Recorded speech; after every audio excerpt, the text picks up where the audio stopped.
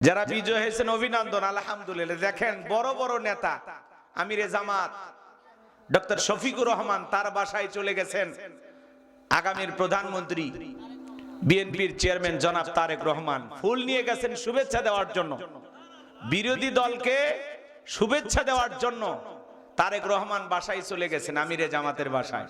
বড় নেতাদের ভিতরে কি সুন্দর সম্পর্ক, কি মহব্বত, কি ভালোবাসা।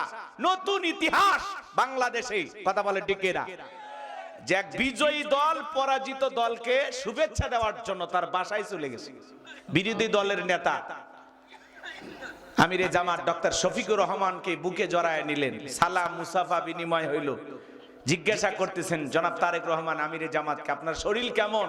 আমিরে জামাত জবাব দিচ্ছেন আলহামদুলিল্লাহ। শুনেছি আপনার হার্টে সমস্যা ছিল, এখন কেমন? বলে আলহামদুলিল্লাহ। কি সুন্দর বড় নেতাদের ভিতরে তারেক রহমান আর আমিরে জামাত কোলাকুলি করে। আর এলাকার কিছু ছোট ছোট নেতারা আছে এলাকায় মারামারি করে। আল্লাহ ওনাদের হেদায়েত দান করুক। বড় নেতারা একে অপরকে দাওয়াত দিয়ে বাসায় যায়, খাওয়া দাওয়া করে, এক টেবিলে বৈশা গল্প করে, আলোচনা করে। আর আপনি তাদের সাথে বড় নেতা হয়ে গেছেন, এলাকায় তুফান তুলে ফেলে দিচ্ছেন। বেশি তুফান তুইলেন না, আল্লাহ হেদায়েত দান করুক। এ জোরে কোন আমিন। বড় নেতাদেরকে দেখে শিক্ষা নেন, কথা বলেন না কেন? রাগ করতেছেন আপনারা? বাংলাদেশের ইতিহাসে এই প্রথম কোন একটি বিজয়ী দল তার পরাজিত দলকে শুভেচ্ছা দেওয়ার জন্য তার বাসায় গেছে।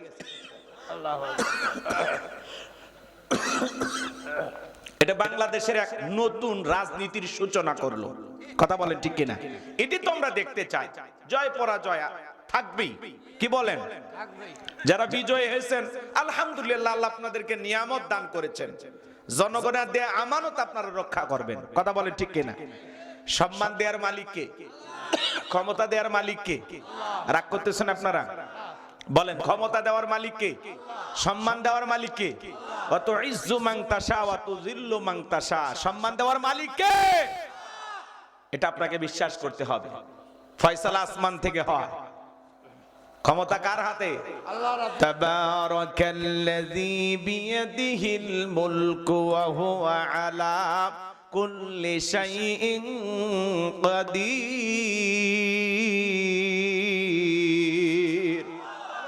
মহামান্বিত সেই সত্তা যার হাতে সর্বময় কর্তৃত্ব, রাজত্ব, পাওয়ার ক্ষমতা। তিনি হলেন সব বিষয়ের উপরে ক্ষমতাবান, তিনি হলেন সর্বশক্তিবান। বলেন আল্লাহু আকবার। তাহলে ক্ষমতার মালিক কে? জোরে বলেন কে? সে আল্লাহ। যাকে ইচ্ছা ক্ষমতা দান করেন, যার কাছ থেকে ইচ্ছা ক্ষমতা কেড়ে নেন, যাকে ইচ্ছা সম্মানিত করেন, যাকে ইচ্ছা লাঞ্ছিত করেন। সকল কল্যাণের চাবিকাঠি তার হাতে, তিনি সর্বশক্তিমান, কথা বলেন ঠিক কিনা? তো কোরআন বুঝতে হলে এই বিষয়গুলো আমাদের মাথায় রাখা লাগবে, যে ফয়সালা আসমান থেকে হয়। কথা কি বুঝাইতে পারলাম? তাহলে বড় নেতার মধ্যে কোলাকুলি, মুসাফা, খাওয়া দাওয়া, এক টেবিলে বসে আলোচনা হয়। আমরা ছোট ছোট এলাকায় যারা স্থানীয় তৃণমূলের নেতা আসি, আমাদের এক টেবিলে বসে চা খাওয়ার দরকার আছে না? বড়দের দেখে ছোটরা শিক্ষা গ্রহণ করেন, মিজে ভাল পারেন না ভাই। দলের কারণে, রাজনীতির কারণে লাফালাফি অনেক হয়েছে। কোনো বাড়িতে ভাঙচুর করবেন না, কাউকে হুমকি দেবেন না, এগুলো থেকে বেরিয়ে আসবেন। প্রতিপক্ষ থাকতেই পারে, কিন্তু আমরা সবাই প্রতিবেশী। মারা গেলে কিন্তু এই দিক খেয়াল করেন, ওই বড় নেতা আপনার জানাজায় আসবে না, ওই গ্রামের মানুষটা আপনার জানাজায় যাবে, কথা বলেন ঠিক কিনা? এই জন্য খবরদার, রাজনীতির কারণে যে দল করেন এলাকায় কোন ধরনের বিশৃঙ্খলা সৃষ্টি করবেন না, কথা বলে ঠিক কিনা? মিলেমিশে থাকবেন, কামরা কামড়ি মারামারি বাদ দেন। আল্লাহ হেদায়েত দান করেন। এত শক্তি পান কোথায়? আল্লাহর কাছে। এত শক্তি পান কোথায়? চুপচাপ থাকেন, একটু ধৈর্য ধারণ করেন, লাফাইন না।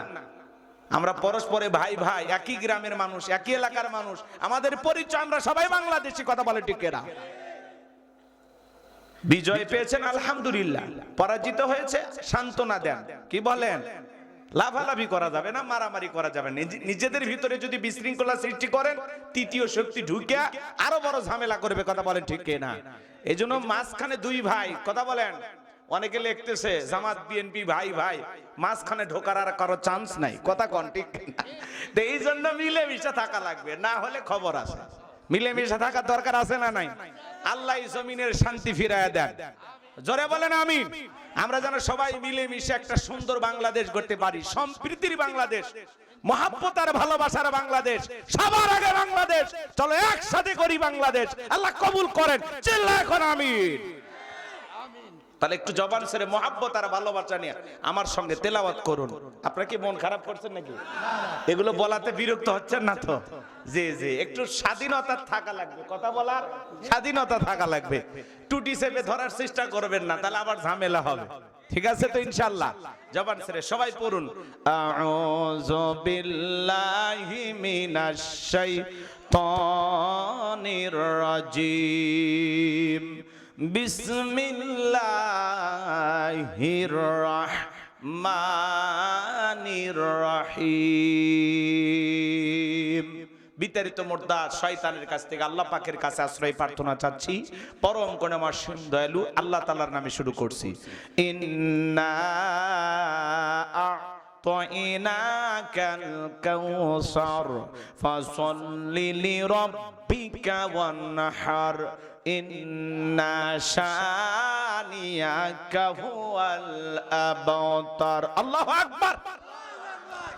যে কোনো আয়াত বা সূরার তাফসীর করতে হলে কোন প্রেক্ষাপটে কোন সময় আল্লাহ তাআলা সেই সূরাটি বা আয়াতটি নাজিল করেছেন, সে নাজিলের প্রেক্ষাপট জানা দরকার আছে না নাই? আরবিতে বলা হয় শানে নজুল। যদি শানে নজুল আলোচনা করা হয় তাহলে তাফসীর বুঝতে সহজ হয়। তাহলে কোন সময় কোন প্রেক্ষাপটে আল্লাহ তাআলা এই সূরাটি নাজিল করেছেন একটু কি বলা দরকার আছে? আমি কি বলবো? কষ্ট পাবেন না তো ইনশাআল্লাহ? একটু তাকবীর দেন, লিল্লাহি তাকবীর।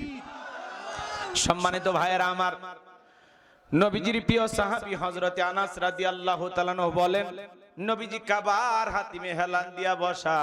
আমি তাকায় দেখি নবীজির মনটা ভীষণ খারাপ, মুখটা মলিন, চোখের কোনা দিয়া অশ্রু ঝরতেছে। হযরতে আনাস ডেকে বলেন, কিছুটা সময় অতিবাহিত হয়ে যাওয়ার পরে আমি তাকায় দেখি আমার নবীজি মুস্কি মুস্কি হাসতেছেন। আল্লাহু আকবার বলেন। হযরতে আনাস ডেকে বলেন, নবী গো, এই মাত্র দেখলাম মনটা খারাপ, মুখটা মলিন, চোখের কোনা দিয়ে অশ্রু ঝরতেছে, আবার কেনই বা মুস্কি মুস্কি হাসেন? আমার নবী কেন কাঁদেন, কেন হাসেন? এর পেছনে রহস্য আছে না নাই? নবীজির কান্না করার কারণ হলো নবীজির কলিজার টুকরা ছেলে সন্তানগুলো জন্ম নেয় আর এক এক ছেলে সন্তানগুলো মারা যায়। আবুল কাসেম মারা যায়, আবু তাকের মারা যায়, ইব্রাহিম মারা যায়। বাবা হিসাবে নবীর মনেও কষ্ট লাগে কিনা? ছেলেগুলো জন্ম নেয় আর একে একে মারা যায়। অন্যদিকে নবীজির কাছের চাচা নাম হলো আবুল আহাব, ডেকে বলে, ভাতিজা, তোমার বংশে ভাতিজা কেউ থাকলো না, তুমি একটা লেজ কাটা, তুমি একটা নির্বংশ, তুমি একটা হাত খুঁড়ে জোরে কন্যা উযুবিল্লাহ। এই কথাগুলো বলে সমালোচনা করে। আপনারাই বলুন বাজান, আল্লাহ না করুক আপনার আমার সন্তান যদি মারা যায়, কাছের আত্মীয় স্বজনদের উচিত সান্ত্বনা দেওয়া, বিপদের দিনে সান্ত্বনা দেওয়া। বাবা তুমি সবর করো, ধৈর্য ধারণ করো, জীবন মৃত্যুর মালিক আল্লাহ। আল্লাহ সন্তান দিয়েছে, আল্লাহ নিয়েছে, মন খারাপ করো না। আল্লাহ যদি চায় বছর না ঘুরতে আবারও তোমাদের ঘর আলোকিত করে সন্তান দিতে পারেন তিনি কে? তাহলে কাছের মানুষদের উচিত বিপদের দিনে সান্ত্বনা দেওয়া। কিন্তু নবীর চাচা আবুল আহাব এতটাই খারাপ, আবু জেহেলের চাইতে আবুল আহাব বেশি খারাপ।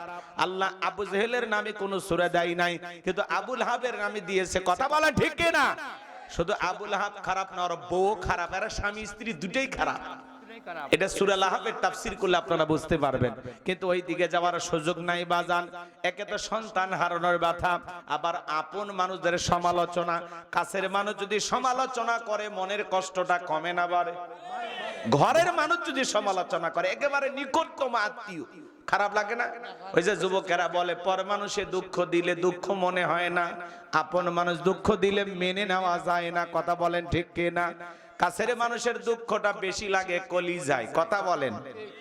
আচ্ছা, এই পৃথিবীর জমিনে আল্লাহ তাআলা অনেক নবী রাসূল পাঠিয়েছেন, তাদেরকে আল্লাহ তাআলা সন্তান দিয়েছেন, তাদের সন্তানগুলো প্রাপ্ত বয়স পর্যন্ত, যৌবন পর্যন্ত পৃথিবীর জমিনে জীবিত ছিল, কিন্তু নবীজির একটা ছেলে সন্তানও কেন জীবিত থাকলো না?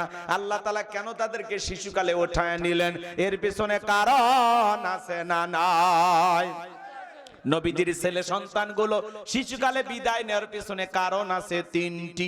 জোরে বলেন কয়টি? নবীর উম্মত হিসেবে জানতে মনে চায় না আল্লাহ নবীজির ছেলে সন্তানগুলোকে কেন শিশুকালে উঠায় নিলেন? একটা ছেলে কেন জীবিত থাকলো না? এর পিছনে কি সেই তিনটি কারণ? কারা কারা শুনবেন একটু হাত তুলে দেখান তো বাজান। লিল্লাহি তাকবীর, একটু জোরে আওয়াজ দেন, লিল্লাহি তাকবীর। হাত নামান আমার ভাইয়েরা। কি সেই তিনটি কারণ যদি আমি বলতে চাই, 3 নাম্বার আয়াতের আলোচনা করা লাগবে। আমি কি 1 নাম্বার আয়াত বাদ দিয়ে 3 নাম্বারে যাব, নাকি আস্তে আস্তে শুরু করা যাক? ধৈর্য আছে তো ভাই? ধৈর্য আছে তো ইনশাআল্লাহ? একটু সময় দেন বাজানের সামনে গেলে মজা পাবেন। যুবক নিরাশ হয়ে না, তোমরা যুবক, আমিও যুবক, তোমাদের মনের দুঃখটাকে আমি বুঝি। একটু অপেক্ষা করো, যুবকদের আলোচনা হবে ইনশাআল্লাহ। মা বোন যারা আসছেন, মা ও নওগাঁর মা বোনের, আপনারও নিরাশ হবেন না মা, আপনাদের জন্য স্পেশাল কিছু আলোচনা হবে ইনশাআল্লাহ।